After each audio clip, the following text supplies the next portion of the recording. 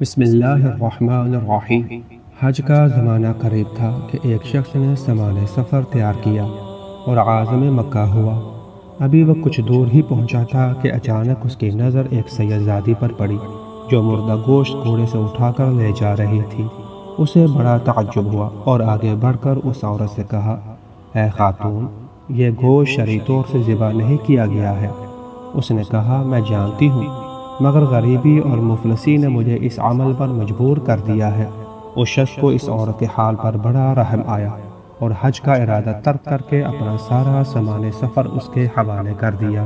اس واقعہ کے بعد جب اس کے ساتھی حج سے واپس آئے اور وہ ان سے ملاقات کے لیے گیا تو کوئی کہتا تھا کہ میں نے تمہیں عرفات میں دیکھا ہے، کوئی یہ کہتا کہ میں نے تم سے مشعر میں ملاقات کی، اور کوئی یہ کہتا کہ میں نے تمہیں مینا میں دیکھا ہے۔ یہ سن کر اس مرد مومن کو بڑا تعجب ہوا اور زمانے کے امام علیہ السلام کی خدمت میں حاضر ہو کر اس کی وجہ پوچھی تو امام علیہ السلام نے فرمایا، یہ لوگ سچ کہتے ہیں، کیونکہ اس عمل خیر کی وجہ سے اللہ نے تمہاری شکل میں ایک فرشتہ کو روانہ کیا ہے جو ہر سال تمہاری طرف سے حج بجا لاتا رہے گا۔